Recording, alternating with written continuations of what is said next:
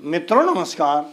पावन ज्योतिष प्रभात YouTube channel पर आप सबका स्वागत है। आज के वीडियो का शीर्षक बहुत ही महत्वपूर्ण है और जो आप लोगों की वर्षों से प्रतीक्षा रही है, जिज्ञासा रही है, शंका रही है, सबका समाधान इसमें होने वाला है। वीडियो का शीर्षक है किस्मत का लेख पढ़िए कस्प कुंडली से।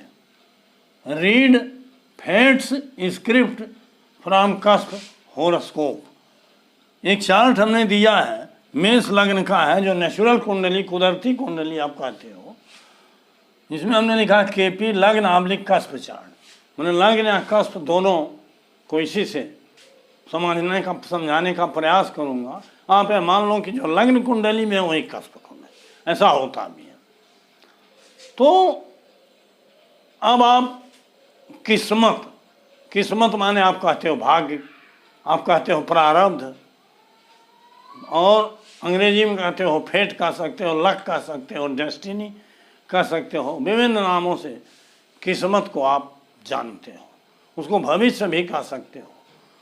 तो भविष्य में आप प्रारब्ध में आप क्या लेके आए हो, क्या लिखा है भाग्य में, इसको जानने के लिए कस्प कुंडली का प्रयोग होता है। जी हाँ मित्रों, आप देखे होंगे मैं केपी सिस्टम से ही बात कर रहा हूँ। पहले भी लग्न कुंडली और भाव कुंडली दो हुआ करती थी, लेकिन वर्तमान प्रचलित परंपरा में भाव कुंडली को न्यूट्रल करके केवल लग्न कुंडली, उसमें बैठे हुए ग्रहों और राशियों से ही फल कहते हैं, जो सर्वथा नियम संगत नहीं है। अब हम केपी में कस्प कुंडली द्वारा 12 भाव के सबलार्ड की बात करते हैं। था जो कस्प कुंडली है, इसको मान लो कस्प कुंडली है, 1 से लेकर 12 तक भाव है। ये 12 भाव में सबलार्ड ये बताता है कि अपने भाग्य में आप क्या लेके आए हो, आपकी किस्मत में क्या लिखा हुआ है। और एक चीज़ है, जान लीजिए कि जो किस्मत में आप लेके आए हो उसको भोगना ही पड़ता हो, तो मिलेगा ही। किस्मत से अधिक कुछ नहीं, और भाग्य से अधिक और समय से पहले कुछ नहीं। तो भाग्य में जो लाए हो तो मिलेगा, लेकिन जब उसका समय आएगा तब। मान लीजिए भाग्य में आप कुछ लेके आए हो और जिस ग्रह की समय देखा जाता है केपी सिग्निफिकेटर से, और भाग्य देखा जाता है कस्पल सिग्निफिकेटर या कस्प चार्ट से। मेनली फल ही कहा जाता है भाव कुंडली से। तो इसमें दोनों चीज़ समाहित है।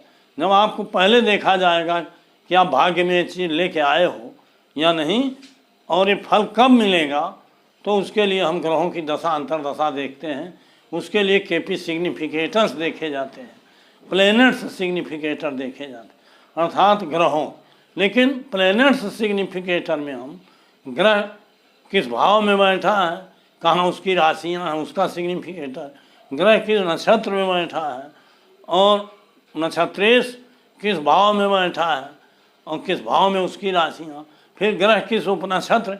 इस तरह से ग्रह को स्वयं के द्वारा, नक्षत्र के द्वारा, उपनक्षत्र के द्वारा, उपनक्षत्र के नक्षत्रेश द्वारा फल कहा जाता है।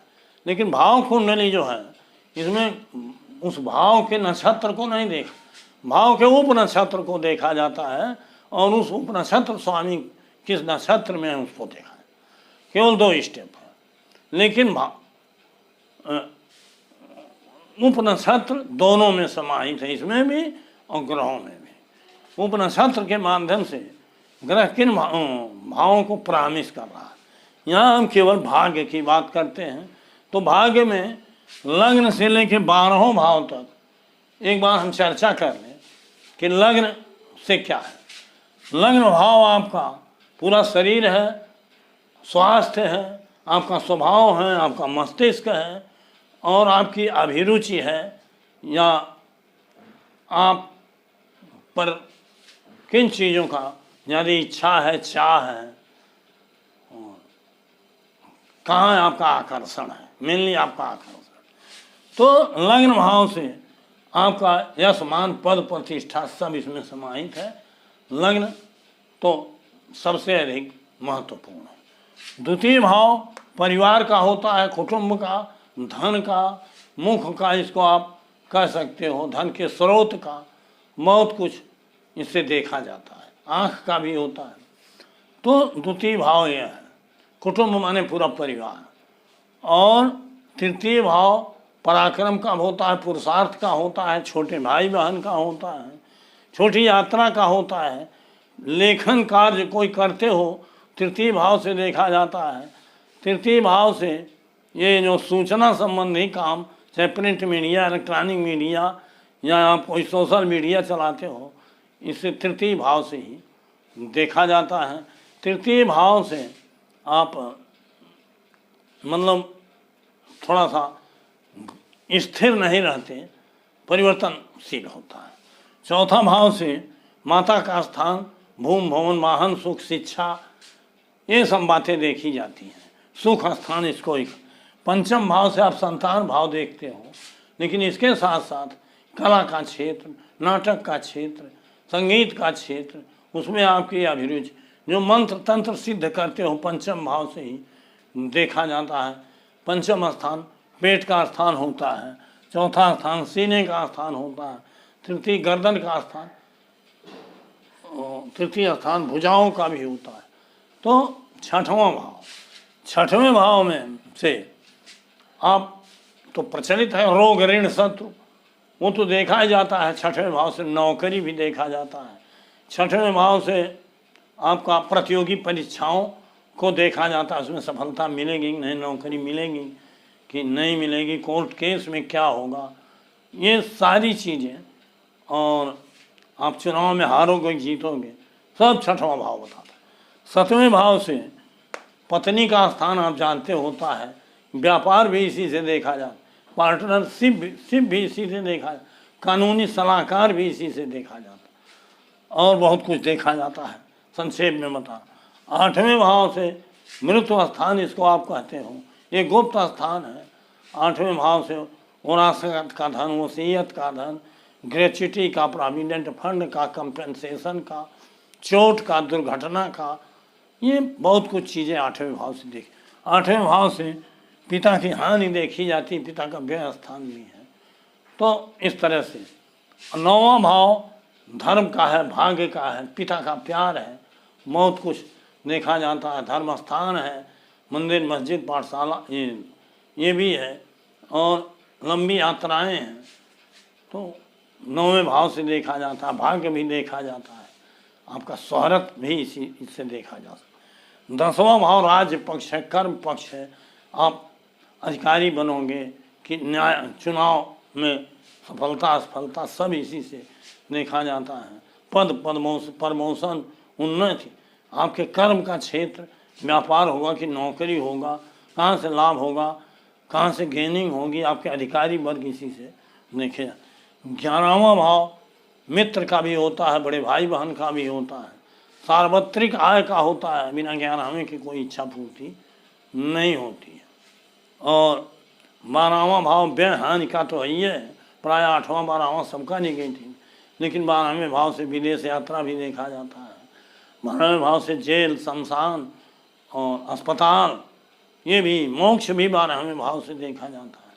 12वें भाव से घुमंतु प्रवृत्ति होती है, इन्वेस्टमेंट, अब वाहन खरीदना हो, कहीं इन्वेस्ट करना हो, ज़मीन खरीदना हो, तो 12वां भाव मेन हो जाता है। इस तरह से लग्न से लेकर के 12वें भाव तक जो विषय हमने बताया है, इसके अलावा भी अनेकानेक चीज़ें हैं जो एक वीडियो में नहीं बताया, लेकिन इन 12वें भाव ही जीवन के सभी कार्यों से संबंधित हैं और सभी घटनाओं से संबंधित हैं, और पूर्वार्जित कर्मों का फल मिलता है जो पूर्व नियोजित है। हमने बताया था प्रारब्ध होता है, क्रियमाण होता है, संचित प्रारब्ध और क्रियमाण। जो संचित लेके कर्म किए हो वही प्रारब्ध के रूप में आया है। आज जो कर रहे हो इसमें से कुछ निदान होगा, कुछ प्रारब्ध संचित होकर प्रारब्ध बनेगा। इसमें विस्तार से हमने चर्चा दिया। अब भाग्य में क्या लेके आए हो, अगर भाग्य में ही कोई चीज़ नहीं लिखी है तो आप भले ही अच्छे ग्रह की दशा अंतर दशा आ जाए, उसमें नहीं मिलता। हमने वीडियो कई दिया है कि भाग्य और समय के समन्वय से ही घटनाएं घटित होती है। इस पर भी विषय किया कि भाग्य ही सब कुछ है, कर्म क्यों करें, कर्म अपने अधीन नहीं है, वो भी आप भाग्यवश ही करते हैं, वो अलग विषय है। अब देखिए थोड़ा सा संक्षेप में ये बताओ भाग्य में क्या लिखा है, कस्प कुंडली से कैसे पढ़ोगे। जैसे आयु और स्वास्थ्य के बारे में जानना है तो लग्न स्थान का उप नक्षत्र स्वामी अगर 1-5-11 को बताएगा तो आप स्वस्थ रहोगे, 1-5-9-11 को बताएगा दीर्घायु होगे, समझ रहे हैं। लेकिन अगर उसी में 6-8-12-2-7 भी शामिल हो गया तो आप दीर्घायु और 1-5-9-11 भी शामिल है तो मिला के मध्यायु हो जाएगा। और 1-5-9-11 नहीं आया है, केवल 2-6-7-8-12 आ गया है तो अल्पायु होंगे। इस पर विस्तार से हमने कही। तो इस तरह से आप भाग्य में क्या लेके आए हो, आपका पद प्रतिष्ठा कैसा होगा, आपका शरीर कैसा होगा, आपका आकर्षण कहाँ कहाँ होगा, सारी चीज़ें इसी में लिखा है। और इसको पढ़ करके आप आगे की रणनीति बना सकते हो। द्वितीय भाव धन का है, आपके धन की स्थिति क्या होगी, द्वितीय का सब लॉर्ड बताएगा। 2-6-10-11 आया कि नहीं आया है, आया है तो किस तरीके से आपको धन मिलेगा, सोर्स ऑफ वेल्थ या सोर्स ऑफ अर्निंग वेल्थ या सोर्स ऑफ इनकम क्या होगा, व्यापार से होगा। अगर 7वां-10वां आया तो व्यापार से भी होगा, 6-10-11-2-7-10 सब आ गया तो दोनों चलेगा, धन और व्यापार और नौकरी दोनों। अन्य विषयों का भी इसमें रहता, कई भाव आए हैं तो ये होगा कि आप खेती करोगे, आप ये करोगे। आप द्वितीय स्थान कुटुंब वृद्धि का भी स्थान होता है। जब हम संतान सुख देखते हैं, हम पत्नी सुख देखते, विवाह सुख देखते हैं, पत्नी पति, तो द्वितीय स्थान को इसलिए आते हैं कि व्यक्ति कुटुंब में बढ़ेगा। आपकी धन संपत्ति कैसी है, कैसी रहेगी, आपका बैंक बैलेंस क्या है। और द्वितीय स्थान मुख का भी है, खान पान का भी है, टेस्ट। द्वितीय स्थान अगर राहु से पूरी तरह संबद्ध है तो आपको मदिरा पान जरूर कराएगा। अब भाग्य में लेके आया, अब भाग्य में पढ़ लो, उसके बाद समय को देखो। अगर भाग्य में चीज़ लिखी ही नहीं है तो समय आता जाता रहता।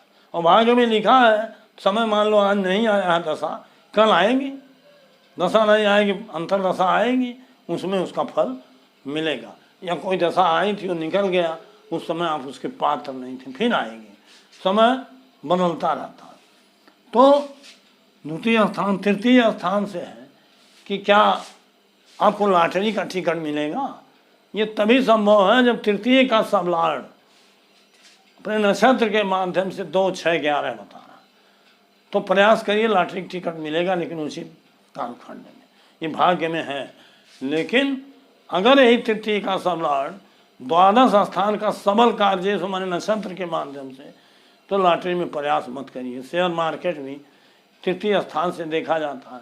आप social media, print media, electronic media जहाँ भी काम कर रहे हैं, जैसे मैं वीडियो बना रहा हूँ, तो तृतीय स्थान निश्चित बलवान होगा। भाई बहन का सुख कैसा होगा, सब छोटी यात्राएं हैं, लिखने पढ़ने काम, सूचना तंत्र संबंधी काम, और अपील करना, और टिकट मिलेगा कि नहीं मिलेगा, सारी चीज़ें तृतीय स्थान।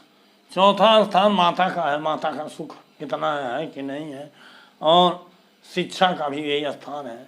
4-9-11 अगर आया है चतुर्थ के सब लॉर्ड में तो शिक्षा अच्छी होगी। अगर निगेटिव भाव 8-12 आ गया, 5 आ गया, 3 आ गया तो शिक्षा की हानि होगी। अगर 4-9-11 नहीं आया तो लाख प्रयास करने के बाद भी शिक्षा में वृद्धि नहीं होती है। तो इस तरह से चौथा स्थान भाग्य में जो है कि नहीं है। पाँचवें स्थान से संतान सुख है कि नहीं है, तो 5-11 आप देखोगे। पंचम के सब लॉर्ड में तो आया होगा संतान सुख है, संतान माने लड़की लड़का कुछ भी। और स्वास्थ्य अच्छा रहेगा कि नहीं, 1-5-11 को देख लीजिए। कौन सी पैथी हम दवा करें, पंचम का सब लॉर्ड बता देगा, हमने विस्तार से हम बताया है। और पंचम स्थान सुख से रिलेटेड है और ज्ञान हमें को बता रहा है। तो कला के क्षेत्र में, नाटक के क्षेत्र में, तमाम क्रियाओं में आपको सफलता में। पंचम स्थान 8-12 से रिलेटेड है, तो आप विलासी हो जाओगे, धन बर्बाद होगा, गरीबी आ जाएगी। पंचम स्थान साधना सिद्धि का भी है, मंत्र तंत्र साधना सिद्धि ज्ञान, ये सब पंचम स्थान। प्रथम स्थान हृदय पक्ष भी है, मेन कुंडली में सूर्य ही इसका मालिक। अब छठवां स्थान, छठवें स्थान से नौकरी मेन है। ऋण, ऋण लेना हो, ऋण देना हो तो छठवें से ही देखा जाएगा। और शत्रु कैसे हैं, रोग ऋण शत्रु, तो रोग ऋण शत्रु ये सब देखा जाता है। और इसके साथ साथ पहले महत्व नहीं था पहले वाली प्रचलित ज्योतिष में, लेकिन आज तो छठवें स्थान से नौकरी भी देखा जाता है। छठवें स्थान से कोर्ट केस में जीत होगा कि नहीं, ये भी कोई प्रतियोगी परीक्षा छठवें से देखा। चुनाव को में हम लड़ रहे हैं, हार होगी जीत, सब छठवां स्थान बताएगा। छठवां स्थान सप्तम का व्यय है, अर्थात छठवां स्थान धन के लिए सर्वोत्तम स्थान होता है। आय इधर उधर से होता है। और 6 और 11 अगर द्वितीय के सबलाड में आया है तो काफ़ी धनवान होता है। तो छठवां भाव हमने बता दिया, रोग ऋण शत्रु नौकरी सारी चीज़। सातवां भाव तो विवाह है, पति पत्नी कैसे होंगे। और सातवां स्थान व्यवसाय के बारे में कि दसम का सबलाड सातवें को बता रहा है, तो व्यवसाय होगा। द्वितीय का सबलाड सातवें को, तो व्यवसाय लिखा है, अगर नहीं है तो नहीं करोगे। तो सातवां स्थान व्यवसाय का भी होता है। सातवां स्थान पार्टनरशिप का भी होता है, व्यवसाय में कौन पार्टनर है कौन नहीं है, इससे भी होता है। छठवां स्थान भूल गया मैं, नौकर का भी होता है, नौकरी या नौकर हुई। और कानूनी सलाहकार एक होते हैं, वकील होते हैं, सरकारी वकील होते हैं, वो सातवें स्थान से ही। आठवां स्थान थोड़ा सा निम्न स्थान है, मृत्यु का स्थान है, गुदा का स्थान है। और इसका जल जो है, जल माने गंदा जल, मूत्र का जल, नाली का जल, ये सब होता है। आठवें स्थान से हानि, असफलता, मृत्यु, भय, दुर्घटना, चोट, और चोट लग गई तो कंपनसेशन भी, LIC का एजेंट वगैरह होना आठवें से देख। आठवें से तो हमने वीडियो बना दिया कि आठवें बैठा ग्रह राजयोग फल दे रहा है। तो नक्षत्रों और उप नक्षत्रों पर निर्भर करता है। कंपनसेशन है, डोनेशन है, ग्रेच्युटी है, प्रोविडेंट फंड है, और वरासत का धन, मतलब कोई मर गया मृत्यु का धन, ये बहुत कुछ चीज़ें आठवें भाव से देखी जाती हैं। आठवां भाव से गुप्त धन भी देखा जाता, आठवें भाव से गुप्त भय भी देखा जाता, बहुत। नौवें का व्यय होने के नाते पिता की हानि भी देखी जाती। तो आठवें भाव के सब लाड से इसको आप देख, सप्तम भाव वाला सप्तवें भाव के सब लाड से आप देख सकते हो, प्रमुख और सहायक भाव को लेकर। छठवें का चीज, छठे के सब लाड से आप देख सकते हो प्रमुख सहायक भावों को देख। पाँचवें का भी ऐसे, चौथे हर भाव को आप प्रमुख सहायक भाव होते हैं, हमने बार बार बताया है। अब आज ही सब बताएंगे तो वीडियो 3 घंटा हो जाएगी, संभव नहीं। इसी तरह से नौवां भाव है, नौवें भाव में पिता का प्यार, आपको धर्म, न्याय, ईश्वर, न्यायालय, मंदिर, मस्जिद, धर्मशाला, ये लंबी यात्राएं। तो नौवें स्थान से आपका भाग्य भी, सम्मान, शोहरत भी देखा जाता है। नौवें का समलाड़ देख के आप ज्ञात कर सकते हो कि कौन सा मेरा इष्ट देव है और मेरा सम्मान शोहरत की स्थिति क्या है। 10वां स्थान कुंडली का, ये बड़ा महत्वपूर्ण स्थान होता है, ऊंचाई का स्थान है। और अगर नेचुरल कुंडली देख रहे हो तो मकर राशि यहाँ है। 10वां स्थान आसमान है, चौथा स्थान नीचे है, पाताल है। 10वां स्थान दोपहर का समय है, चौथा स्थान आधी रात है। इस तरह से बहुत विस्तार में जान, राजनीति पक्ष है, राज्य पक्ष है, सरकार पक्ष है। अधिकारी आप बनना चाहते हो तो 10वां का देखना है, व्यवसाय करना तो 10वें का सब लाड अगर 7वें को बता रहा है तो व्यवसाय भी आप करोगे।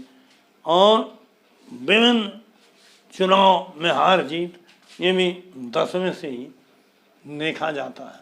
10वां स्थान में बताया कि 10वें स्थान ने ही माननीय प्रधानमंत्री जी को इतनी ऊंचाई पहुंचाया जिसका आज तक वो अच्छा फल भोग रहे हैं। 10वें स्थान से उनको बताया था अपराजेय योग है। और 11वां स्थान हर जगह आपको लाभ के लिए, सार्वत्रिक आय, चारों तरफ चौतरफा धन आने के लिए, कहीं किसी तरीके से बड़े भाई बहन का भी होता है और दोस्त और मित्र का भी होता है। 11वें स्थान से कोई खोया हुआ धन मिलेगा। 11वें सब लाड अगर उस भाव का कार्य है तो खोया हुआ धन मिलेगा। 11वें सब लाड से आप देख सकते हो कि आपका लाभ कहाँ से होने वाला है, संतान से होगा कि पिता से होगा कि माता से होगा कि भाइयों से होगा कि नौकरी से होगा, व्यवसाय से, सब कुछ 11वां स्थान बताता है भाग्य में यही लेके। और 12वां स्थान मित्रों ये मोक्ष का भी होता है, हानि का भी होता है, इन्वेस्टमेंट का भी होता है। 12वां स्थान बताएगा कि आपको हानि किस किस तरीके से होगी, व्यय कहाँ कहाँ होगा, व्यय पॉजिटिव होगा नहीं। आज के युग में बिना इन्वेस्ट किए, बिना व्यय किए तो आय भी नहीं होती है। तो जेल है, शमशान है, अस्पताल है, कब्रिस्तान है, और इस तरह से मोक्ष कैसे मिलेगा।